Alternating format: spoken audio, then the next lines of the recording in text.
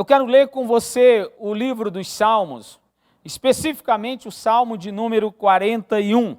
Nós começamos a falar e vamos continuar hoje sobre 4 coisas que enfrentamos na vida e uma que é excelente demais para mim. Isso é um trocadilho de palavras que Provérbios, o sábio Salomão, gostava muito de usar e eu tomei, não é, irmãos? Eu copiei dele, eu imitei. A imitação é bíblica, a inveja é pecado, mas a imitação é bíblica. E eu imitei e colocamos essa temática para compartilhar com os irmãos. 4 coisas que enfrentamos na vida e uma que é excelente demais para mim. E nós tiramos essas 4 coisas, e esta é excelente demais, do Salmo de número 41. Uma das noites, quando nós compartilhamos lá na nossa live, orando os salmos com o pastor, eu vi que é um salmo que é muito profundo, tem um enraizamento que vai muito além daquilo que a gente imagina e a gente sabe, de modo que Deus falou ao meu coração para que ministrasse à igreja, né? E por isso que nós estamos, desde quinta-feira passada, não é, ministrando o Salmo de número 41, e eu quero concluir esta noite com você. Então, se atenha, você que pode, se aquiete, não é? Acalma a tua alma, para que você possa receber tudo isso que Deus tem para você e para mim. Salmo de número 41, diz assim: bem-aventurado é aquele que atende ao pobre. O Senhor o livrará no dia do mal, o Senhor o livrará e o conservará em vida, será abençoado na terra, e tu não o entregarás à vontade de seus inimigos. O Senhor o sustentará no leito da enfermidade, tu renovas a sua cama na doença. Eu dizia: Senhor, tem piedade de mim, sara a minha alma, porque pequei contra ti. Os meus inimigos falam mal de mim, dizendo: quando morrerá ele e perecerá o seu nome? E se algum deles vem ver-me, dizem coisas vãs. No seu coração amontoa a maldade, em saindo para fora é disso que falam. No versículo 7, todos os que me aborrecem murmuram a uma contra mim. Contra mim imaginam o mal, dizendo: uma doença má se lhe pegou, e pois que está deitado, não se levantará mais. Até o meu próprio amigo íntimo, em quem eu tanto confiava, que comia do meu pão, levantou contra mim o meu calcanhar, o seu calcanhar. Mas tu, Senhor, tem piedade de mim, levanta-me, para que eu lhes dê o pago. Por isso conheço eu que tu me favoreces, que o meu inimigo não triunfa de mim. Quanto a mim, tu me sustentas na minha sinceridade, e me puseste diante da tua face para sempre. Bendito seja o Senhor, Deus de Israel, de século em século. Amém e amém. 4 coisas que enfrentamos na vida e uma que é excelente demais para mim. No passado, no nosso último encontro, nós falamos da primeira que o salmista ressalta. Uma das primeiras coisas que a gente enfrenta na vida, não é? E nós falamos muito sobre pobreza, que é o versículo 1 diz: bem-aventurado aquele que atende ao pobre. É engraçado que quando você lê o Salmo 40, no versículo, o último versículo, que é o 17, o rei Davi, que era muito rico, tinha muitos bens, ele diz assim: eu sou pobre e necessitado, mas o Senhor cuida de mim. Tu és o meu auxílio e o meu libertador, não te detenhas, ó meu Deus.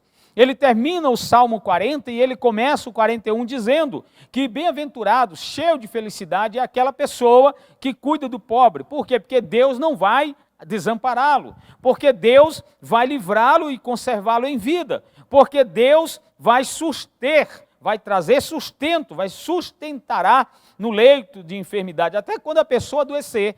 Deus promete sustentar essa pessoa lá. Por quê? Porque ela cuidou do pobre. E aí Deus nos deu algumas palavras sobre essa questão da pobreza. Alguns são pobres de dinheiro, não é? E nós sempre teremos conosco, não é? Jesus disse isso. E essa pobreza, ela requer que outras pessoas cuidem. Por isso que a gente não pode fechar os olhos e nem virar as costas àqueles que necessitam. Por isso que esta igreja tem se levantado com projetos para abençoar. Porque não adianta eu dizer para a pessoa: vá trabalhar se ela está com fome agora. Não adianta eu dizer simplesmente para a pessoa, vai estudar, fazer um curso, se a pessoa está padecendo de fome. Eu alimento o corpo e eu direciono a vida da pessoa para um projeto, para a desenvoltura de uma habilidade, para estudar, para trabalhar. Eu ajudo essa pessoa a crescer.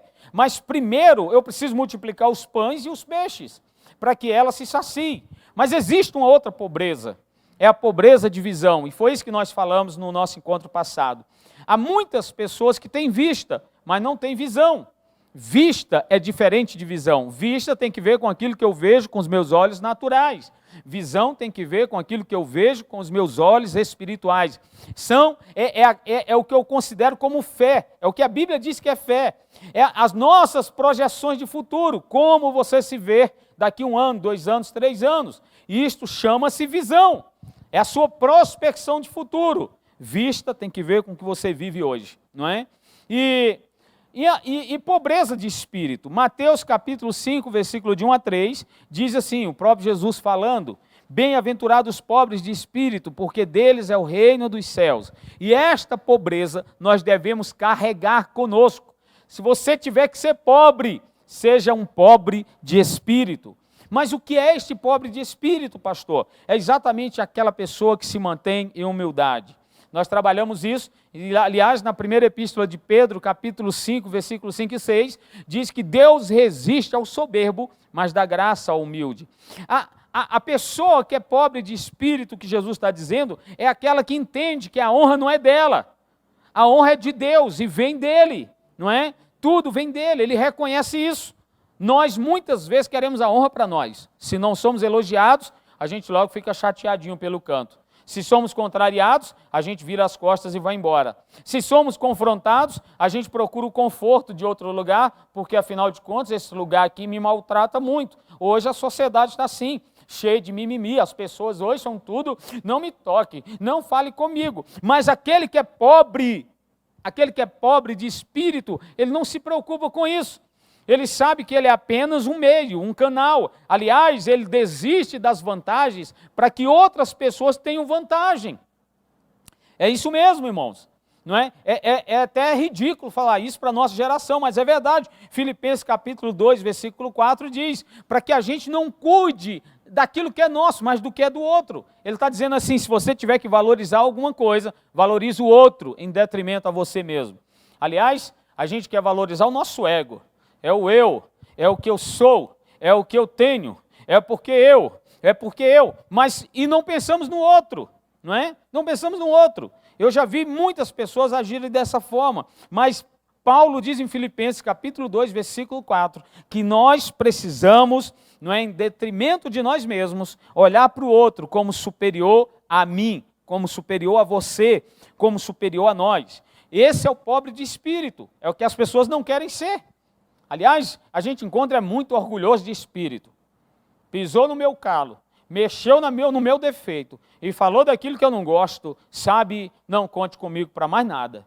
O pobre de espírito é aquele que nega a si mesmo, Mateus 16, versículo 24. Aquele que nega a si mesmo toma a cruz de Jesus, que ele deu, coloca sobre os ombros e carrega. Se você nunca soube, eu vou te falar algo para você. Todos os apóstolos foram pobres de espírito, sabe por quê? Porque nenhum deles teve sonho. O sonho dos apóstolos foi o sonho de Jesus. Eles renunciaram aos seus próprios sonhos para sonhar os sonhos que Jesus tinha para esta humanidade. E eles disseram, nosso sonho é o teu sonho, Jesus. E eles pegaram aquele sonho e eles deram continuidade. É por causa disso que eu e você estamos aqui hoje. O pobre de espírito é aquele que toma a cruz que Jesus deu para que possa continuar caminhando. É isso que eu entendo, e é isso que a Bíblia entende de pobreza. Há aqueles que são pobres financeiramente, há aqueles que são pobres de visão e aqueles que são pobres de espírito. A minha pergunta para você hoje à noite é, qual pobre você é? Você é pobre de quê? Eu quero ser todo dia de espírito. E eu preciso falar isso para Deus todos os dias. Senhor, eu quero renunciar até a minha própria vida, em favor da vida do meu irmão, da minha irmã que está comigo, que caminha conosco, né? O apóstolo Paulo chega a dizer, sabe o que, irmãos? Lá em Coríntios, 2 Coríntios 1,6, ele diz, mas se somos atribulados, é para a vossa consolação. Você não precisa ser atribulado. Paulo está dizendo, eu sou atribulado por você. Se a vossa consolação e salvação, ou se somos consolados, é para a vossa consolação, a qual se opera suportando com paciência as mesmas aflições que nós também passamos. Olha o que Paulo está dizendo para nós. Se você tiver que ser aflito, não é? Se você tiver que ser atribulado, não se preocupe, eu quero ser no seu lugar. Você tem disposição para fazer isso? Você tem coragem de se entregar desta forma? Ou você ainda, está vivendo o orgulho do Espírito? Sabe, irmãos, tudo que o diabo quer é que você peque. O primeiro pecado da humanidade é o orgulho. No dia Adão e Eva, que vocês comerem deste fruto, vocês serão igual a ele. Por isso que ele não quer que vocês comam. É assim que o diabo tentou a humanidade. Eu subirei, Ezequiel capítulo 28 até o 35, eu subirei acima das estrelas, farei meu ninho sobre as estrelas e serei semelhante ao Altíssimo. Sempre foi o orgulho. O Satanás sempre tentou a humanidade no orgulho. Os homens, quando têm seus orgulhos feridos, eles não sabem buscar pobreza de espírito, eles buscam o orgulho do espírito. E quando eles têm os seus orgulhos feridos, aí a gente conhece a pessoa de dentro para fora. A gente viu e está vendo até nos canais de televisão muitas coisas. Não é que se viram, porque os orgulhos são feridos.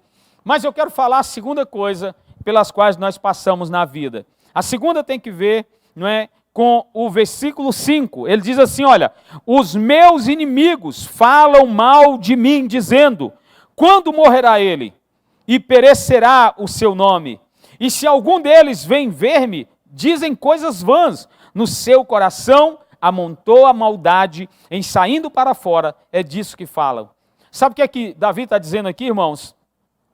Ele está dizendo o seguinte, eu vivo rodeado de inimigos, e quando alguns deles aparecem ao meu redor, é só para me desejar a morte, é só para me fazer o mal, é só para eu não ter sossego, porque até nisso eles falam mal de mim. Irmãos, Davi experimentou isso na sua vida, não é? E será que hoje nós também não experimentamos? Com certeza.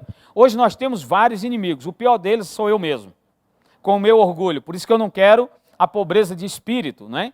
Eu estou fazendo aplicação a mim para não fazer para você que está me ouvindo. Mas nós temos inimigos também de fora, externos. E esses inimigos que o salmista está dizendo tem que ver com pessoas, com gentes.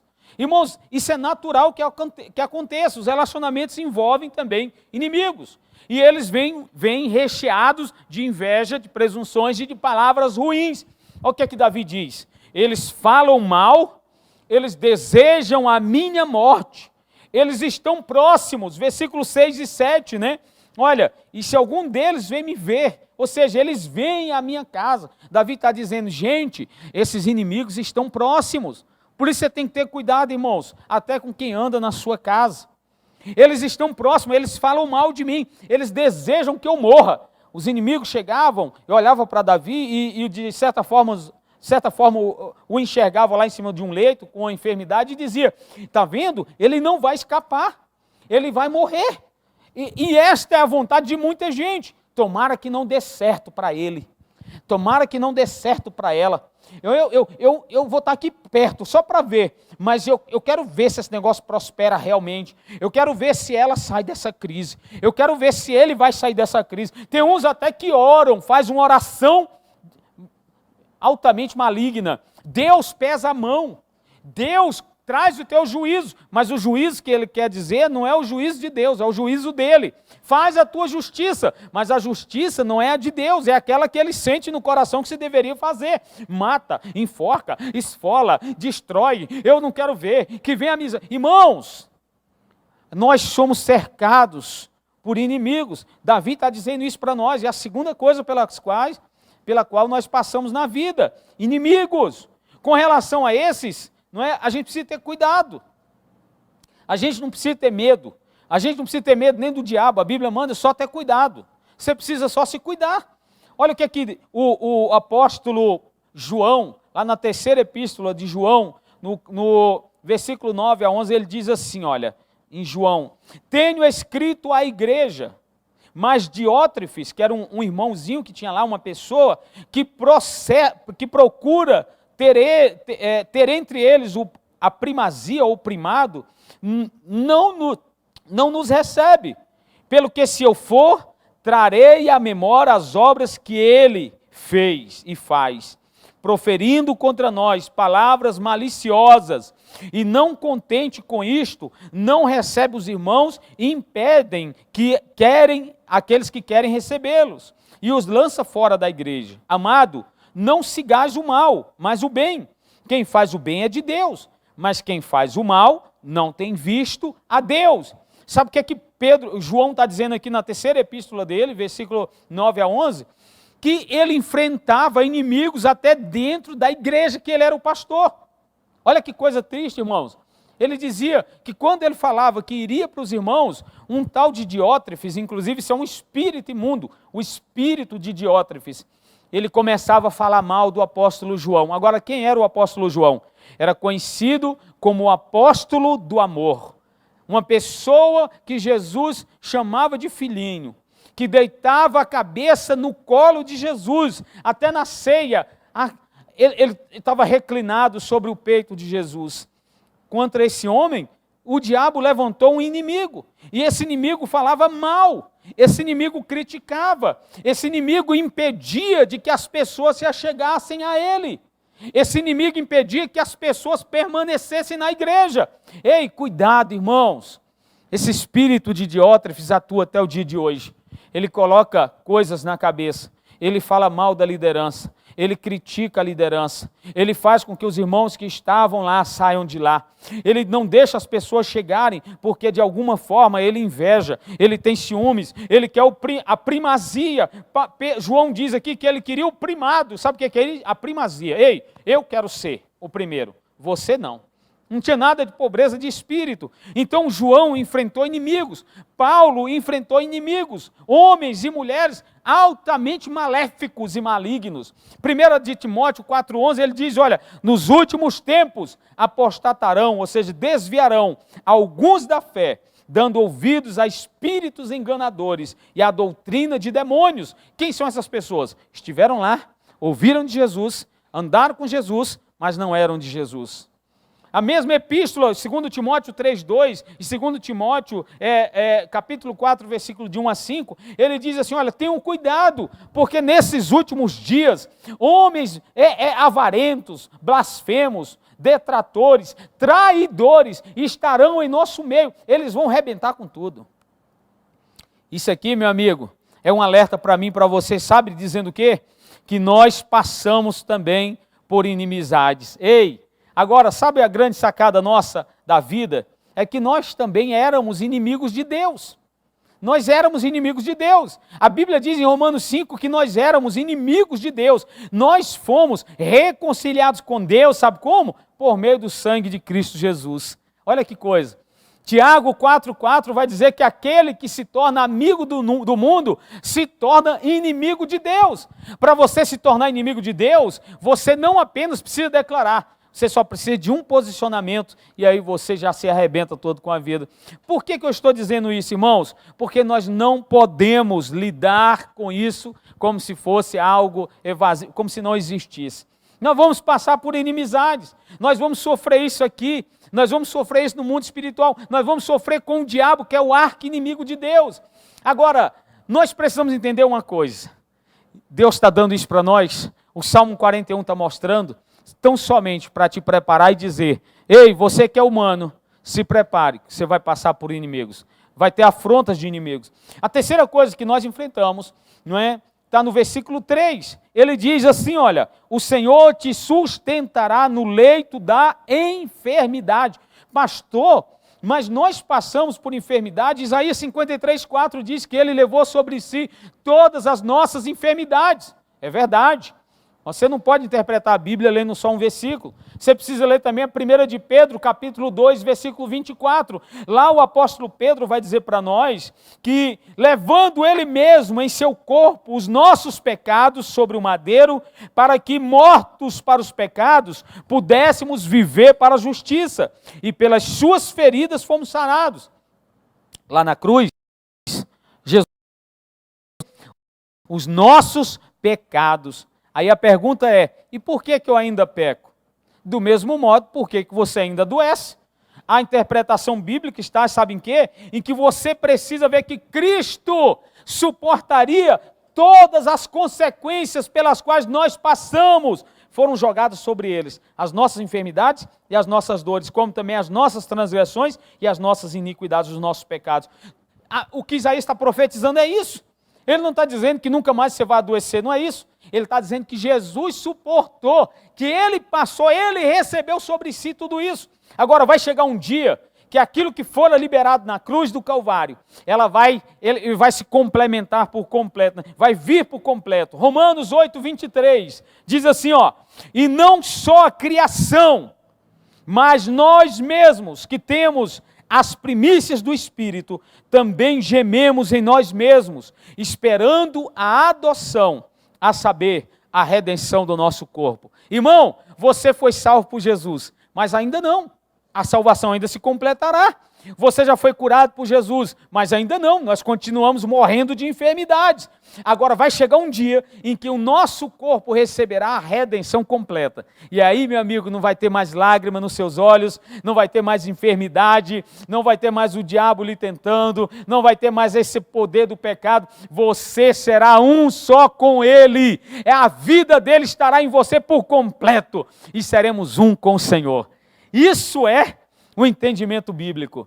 A Bíblia está ensinando então para nós, sabe o quê? Que nós adoeceremos, que nós padeceremos de enfermidades. Grave isso. O que você pode fazer de melhor é orar, é vigiar, é clamar a Deus para que você seja livre dos males, das pestes, não é? E de todas essas obras malignas. Eu estou dizendo isso porque há pessoas que interpretam a Bíblia de modo errado. E eu estou dizendo isso porque esses dias mesmo lançaram, inclusive na internet, a internet tem de tudo, né? É o mundo aberto, de uma mulher desafiando tudo que era de pastor para curar o Covid-19, não é? Inclusive alguns que vivem na mídia dizendo que cura tudo. Ora, a interpretação até deles é errado. A interpretação dessa senhora também é errada. Jesus não falou isso para ninguém, irmãos. Não é? Jesus não falou isso. Ele mandou impor as mãos para curar os enfermos, mas ele disse que toda enfermidade era curada. Ele chegou na Galiléia e a Bíblia diz que ele não operou muitos milagres, porque o povo também não o tratou com honra e não o recebeu com honra. Os milagres acontecem quando você está debaixo de uma só unidade com a sua liderança, Atos capítulo 2 e 3, quando há unanimidade, quando há uma só palavra, quando há um só coração, aí vem a oração, e aí os milagres acontecem. Deus quer realizar milagre na sua vida, sim ou não? Tire primeiro da sua vida o espírito do orgulho e peça o espírito da humildade. Tire primeiro da sua vida o seu eu e coloque Cristo Jesus. Que as pessoas olhem para você e não vejam o teu eu, mas vejam Cristo Jesus. Agora, tem gente que fala, pastor, então você deveria fazer isso com você. Amém, eu vejo isso e todo dia eu preciso me humilhar. Mas quem vai me ensinar isso é o Senhor, é o meu pastor também. Não são os filhos não ensinam pais. Pais ensinam seus filhos. Quantos estão entendendo isso? Mas filho não ensina pai. Irmãos, a palavra ensina a todos nós, porque somos filhos dela, somos filhos do Senhor, não é? Então absorva e viva a palavra em verdade. O primeiro segredo é seja pobre de espírito, não é? O segundo segredo é você entender que você vai passar por inimizades nesta terra. Terão inimigos. O quarto segredo, e eu quero ensinar para você hoje, tem que ver com o que Davi também falou, não é? Ele diz assim, olha, versículo 8 e 9 do Salmo 41. Uma doença má se lhe pegou, e, pois que está deitado, não se levantará mais. Versículo 9. Até o seu próprio amigo íntimo, em quem eu tanto confiava, que comia do meu pão, levantou contra mim o seu calcanhar. Quem utiliza esse mesmo versículo é Jesus, quando ele fala acerca de Judas, lá no livro de João, ele diz, ele levantou contra o Filho do Homem o seu calcanhar. Uma outra coisa que você vai passar na vida, meu amigo, e muito, sabe o que é? Traição. Traição. Traição é a pandemia da humanidade. A traição, meu amigo e meu irmão, é a epidemia. tocou até os céus. Se você ler Ezequiel 28:15, você vai ver que até o diabo, que outrora era uma criatura de Deus, um querubim ungido, tinha a responsabilidade pelo louvor, ele arrastou um terço dos anjos. Até o céu foi tocado com esse espírito imundo da traição. Isso é uma pandemia. Quantos casais se separam por traições? Quantas famílias são destruídas por traição? Quantos filhos traem os seus pais? Quantos pais traem os seus filhos? Quantos relacionamentos quebrados por causa da traição? Agora deixa-me falar uma coisa para você. Traição é um risco que nós corremos, todos nós corremos, ao dividir a vida com alguém. O que é que Davi diz aqui no versículo 9? Até o meu amigo íntimo, que comia do meu pão à minha mesa, levantou o calcanhar contra mim. Ou seja, foi lá e me traiu. A traição, meu amigo, acontece, não é com gente desconhecida. Pessoas desconhecidas, no máximo, eles vão te enganar. Talvez você seja enganado por alguém que é desconhecido, mas a traição sempre ocorrerá com alguém que está comendo pão à tua mesa. Sempre ocorrerá com alguém que disse já um dia para você: eu te amo muito, você é um pai e uma mãe para mim. A traição sempre ocorrerá com alguém que já dormiu com você, no caso dos cônjuges. A traição sempre acontecerá entre parentes, lá na profissão, no teu trabalho, pessoas que estavam junto contigo, que trabalhavam contigo e desejavam a tua vaga no serviço. A traição sempre acontecerá na amizade. Pessoas que ouviam o seu choro, inclusive da tua intimidade, falando de quem você era, das lutas sexuais, emocionais pelas quais você passou. Essas pessoas, elas são riscos em potencial de traição. A gente não precisa também viver afobado com isso. A Bíblia só está dizendo para mim e para você que nós passaremos por ela. Se você nunca passou, um dia vai passar. Se você nunca experimentou, um dia você vai experimentar. Isso pode acontecer com qualquer um de nós, em qualquer tipo de relacionamento. É uma epidemia, é algo que provoca dores. Marcos capítulo 14, versículo 18 diz isso. Até Jesus, irmãos, perturbou o seu espírito. João capítulo 13, versículo 21. A palavra de Deus diz para nós: tendo Jesus dito isto, perturbou-se em espírito e afirmou dizendo: na verdade vos digo que um de vós há de me trair. A traição traz tudo isso: perturbação, noites acordados, doença, não é? Tristeza, amargura. Mas a Bíblia está dizendo: nós passaremos por elas. Nós passaremos por elas. Aliás, esse texto ele é tão foi escrito bem antes de Jesus, mas ele é tão evidente, tão pós-moderno, que hoje em dia a gente vê, né, nas televisões, no meio político, no meio, seja lá onde for, né, no meio de grandes CEOs de empresas, traindo um ao outro, porque tem interesses escusos. Irmãos, a Bíblia está dizendo para nós: olha, no céu aconteceu isso, na vida de Jesus aconteceu isso, na sua vida corre grande risco de acontecer isso. Porque quando você deposita da sua vida, da sua alma, do seu coração, a expectativa e a confiança em alguém, você está correndo esse risco de ser traído em qualquer momento. Pastor, como é que a gente vence a traição? A primeira delas, como é que a gente vence? É reconhecendo apenas a fidelidade do Espírito Santo. Ele é o único que não vai te decepcionar nem te entristecer. A segunda é orando. Salmo 43, versículo 1, não é? O próprio Davi diz assim: olha, faze-me justiça, Deus, livra-me dos homens traidores. Ore a Deus: Senhor, me livra. Vai ter pessoas que vão se afastar de você e vai ser um livramento, irmãos. Vai ter gente que vai sair de perto de você e isso vai ser um grande livramento. Não precisa blasfemar nem chorar. Ore, não é? Provérbios 11, 13 diga: observe os sinais. Traição sempre deixa sinais e rastros. E ele diz lá assim: olha, quem muito fala trai a confiança, mas quem merece confiança guarda em separado. Cuidado com pessoas que chegam em você, não é? E simplesmente, certo que é uma atitude de amor e carinho, e eu gosto de abraçar todos os meus irmãos, mas um dos sinais foi esse: Judas beijou no rosto de Jesus e o abraçou. Cuidado com isso. Cuidado com pessoas que dizem, você é um pai e uma mãe para mim. Cuidado com aquelas pessoas que dizem, nossa, você faz esse trabalho tão bom aqui no negócio, eu queria tanto aprender com você.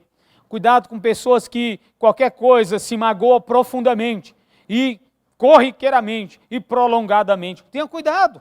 Não é para você viver afobado, mas tenha cuidado. Então essas 4 coisas nós passamos na vida. Essas 4 coisas nós vivenciamos na vida. Não é? A gente passa por enfermidade, a gente passa por traição, a gente passa, não é, por pobreza, por escassez, a gente passa por inimigos, mas uma é excelente demais para mim. E o salmista termina o Salmo 41 dizendo, por isto, quanto a mim, versículo 12, tu me sustentas na minha sinceridade e me puseste diante da tua face para sempre. Bendito seja o Senhor, Deus de Israel, de século em século. Amém e amém. Sabe o que é que ele está dizendo para mim? Quem te sustenta sou eu. Sabe? Então a coisa que eu acho mais excelente, está escrito aqui no último versículo, penúltimo versículo. Ele me quer bem. Você pode dizer isso para a pessoa que está ao seu lado, diga, olha, Jesus me quer bem. Ele nunca me decepcionará. Ele nunca me trairá, sabe? Mesmo que não entenda o que Deus está fazendo, irmão e irmã, acredite, Ele sempre fará o melhor. Isso eu digo para mim mesmo. Eu profetizo isso para mim mesmo, irmãos. Que a gente já passou tanta coisa ruim na vida, tanta tristeza, que tem horas que você dá uma titubeada, tem hora que as pernas, não é, balançam, mas aí Jesus chega e diz, olha, eu te quero bem. Você é a menina dos meus olhos. Você é um bem-querer, é o meu bem-querer. Então, Ele me quer bem. Esta é a palavra que Davi está dizendo. Não é? 2 Coríntios, capítulo 8, versículo 9, diz assim, pois vocês conhecem a graça do nosso Senhor Jesus, que sendo rico, se fez pobre por amor de vocês, para que por meio de sua pobreza, vocês se tornassem ricos. Olha o que Jesus fez, irmãos. Ele me quer bem. Ele sendo todo glorioso, majestoso, rico, Ele se fez pobre para que eu pudesse me tornar rico da sua graça e dos céus.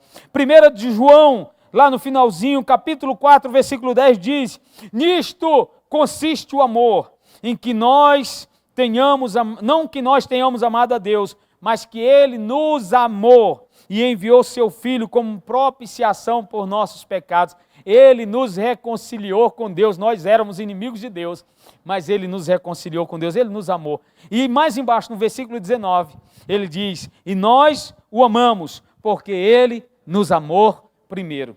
Então, 4 coisas que nós passamos pela vida, que são por demais ruins, e nós vamos vivenciar, mas uma é que é excelente demais para mim. Sabe qual que é?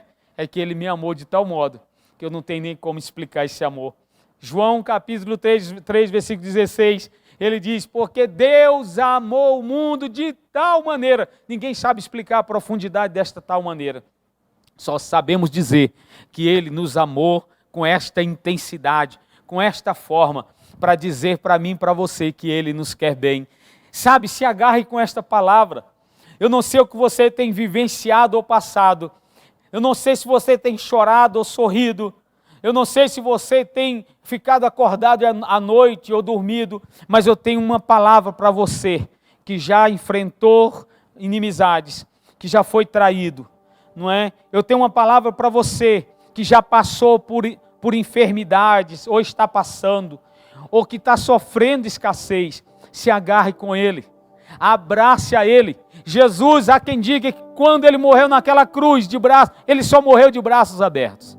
Não era porque a cruz tinha um lado horizontal, mas é porque Ele queria, com a sua morte, abraçar você e abraçar a mim.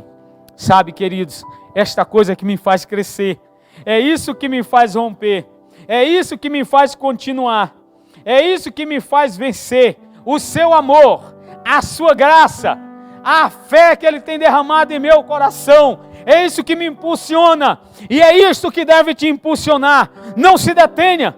Se você está sofrendo alguma escassez, apresente a Ele, apresente à igreja, nós queremos te ajudar. Se você está passando por alguma inimizade, coloque os seus inimigos diante do Senhor Ele é o justo juiz. Os ame, quando a Bíblia diz amai vossos inimigos. Na verdade, como eu amo alguém que eu odeio, seja fiel com relação a ele, não é? Seja honesto com relação àquilo que ele tem feito com você. Permaneça na sua caminhada, isso é amor. Como é que eu faço, pastor, diante da traição? Ore a Deus. Peça ao Espírito Santo para trazer consolo e direção. Porque você vai passar por isso. Como é que eu faço, pastor? Não faça. Só creia no amor dele. Se derrame na presença dele. E você será profundamente querido, amado. E você vai ouvir aquela palavra que Deus te quer bem. Se você quer entregar a sua vida para Jesus agora, onde você estiver, faça uma oração comigo. Diga: Senhor Jesus, eu entrego a minha vida diante do Senhor. Todos os meus males, o que eu tenho sofrido e passado, eu te peço perdão. Escreve meu novo nome no livro da vida. Me perdoa, porque hoje eu recebo o teu amor, porque o Senhor me quer bem. Receba esse amor, receba a graça de Deus. Tenha uma semana abençoada e a gente se encontra até lá.